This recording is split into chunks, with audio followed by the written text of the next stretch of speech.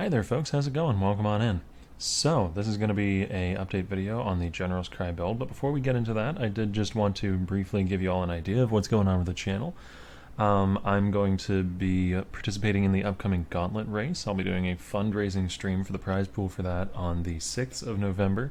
We'll be starting between midnight and 1 a.m. Eastern Time, which is my usual start time, and going for 6 or 7 hours. I actually don't know yet exactly what bounty I want to put the money that we fundraise towards. For those of you who aren't aware, let me step back a step or two. The Gauntlet Race is a race that Zizaran is holding, and that will be taking place on the 14th of November. And it is a private league that is hardcore solo self-found with basically every single damage mod turned on.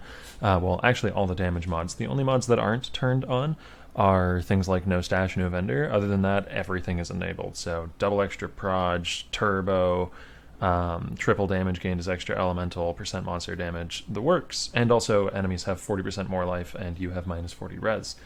So it's a pretty tough league. Not very many builds are, strictly viable in it. It's hard to even just get through the story, but I'm going to be participating in that, and I'm going to be fundraising on the 6th, as I mentioned, to add funds to the prize pool for the people who win. There's all sorts of prizing and stuff. I'll have a link to a link in the description to the information on that if you're curious. It is also going to be open to the public soon, so if you want to test yourself against the most difficult content PoE has to offer, you can go ahead and do that. But that said, there is one other small thing that the Gauntlet has this time around, which it didn't last time, which is because there's going to be community members raising funds for the prize pool, those community members, myself included, are able to put a bounty on a particular target. So say something like doing a T17 Vol Temple, or doing a 100% Delirious T16 map, or doing a delirious version of each Shaper Guardian, and the money that we raise for the prize pool can go on to whatever bounty we set. I haven't decided what bounty I want to target yet. If you guys have any cool ideas, be sure to leave them in the comments below, and I'd be really interested to see them, because I honestly don't know. I've come up with a few ideas, but they all seem either too easy or too hard. It's hard to strike that balance. But getting back to the General's Cry build, which is what's in front of you here, you can see that I went a little bit of a different direction with some of the gearing as to what we initially planned in the path building. The most different of that direction being using an Untitled Embrace. Because I actually swapped off of Blade Storm. That means that attack speed is no longer really a factor. I'm using Earthquake right now. I used Earth Shatter briefly. I'm using Earthquake at the moment. I used Sunder for a little bit. Been using Slams, basically, but Earthquake feels pretty good, so I've been sticking with that for a little bit. And as a result, the 0.83 attacks per second on Untitled Embrace is not a huge problem. It's a bit of a problem in that if I don't get enough attack speed, then my clones don't manage to get an attack off before they get replaced by more clones. So we do need to hit a minimum attack speed threshold to make that happen.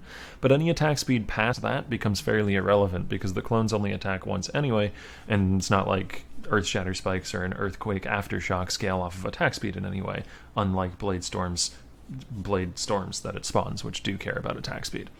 So Untitled Embrace seems like an interesting option for that reason, and because nobody ever uses this thing, and it's also got the level 20 Bone Nova, which we are currently supporting with a whole bunch of support gems here in the Axe, some of which give us utility, like Maim support, some of which are just there for damage, like Brutality, damage on full life, Vicious Proj, and then Chain as well for a little bit of extra clear, which could potentially just become Pierce later on.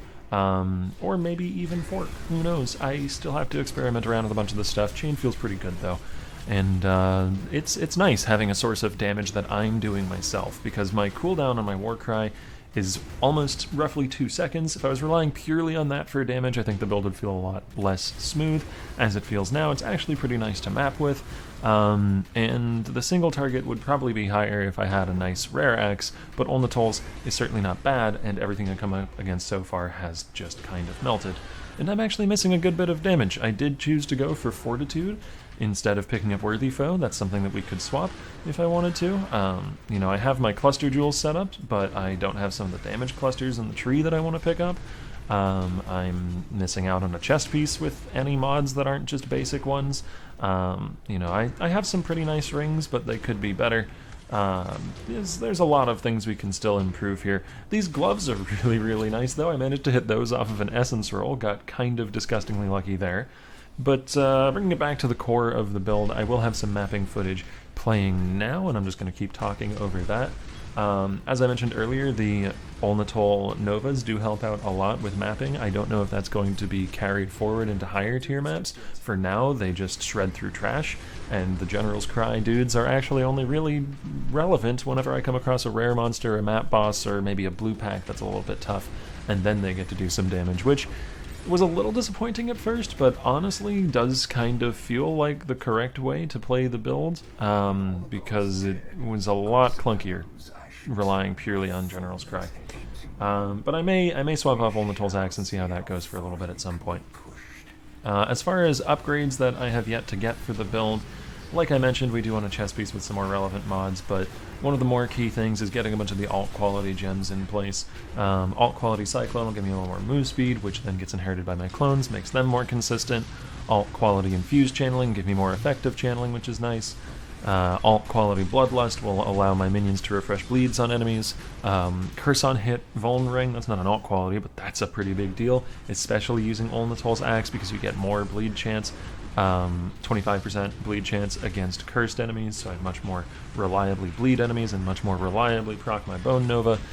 There's a lot of things. The character is only level 79, almost 80. There's going to be a lot of progress yet to go. Defensively as well, there's a lot of things to get. As you can see, my life total is not great. We're just under 5k life.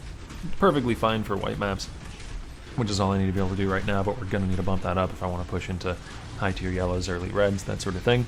And there's a lot still to fiddle around, so yeah, I guess next immediate upgrades are the Curse on Hit Ring and some alt quality gems. And just levels. So if you want to see the progress of the build, feel free to tune into the stream. I'm also going to be doing some practice runs for the Gauntlet. I want to get better at getting through the story and more consistent at that. I've had multiple deathless runs up to Act 4 before resetting. Now, that's the portion of the Gauntlet that I'm worst at, is just Acts 1 through 4. So I've been just practicing pretty much that, and at this point I can get it deathless very reliably. So I'm probably going to take some practice runs a little further than that now. I'm still figuring out exactly what I want to play in the Gauntlet. Cremation Archmage is like my fallback option because it's the build I'm most familiar with that I know is good enough, but Call of Steel Slams are also looking really, really good, so I might give that a go. And maybe something Cold Dot. I have a Cold Dot planned, but I'm worried about its recovery, survivability-wise. But I might make a dedicated video on Gauntlet and what I'm going to be playing in that. This was more of a look at the General's Cry and the progress on that. So thanks for watching, folks. I hope you enjoyed the video, and I'll see you in the next one.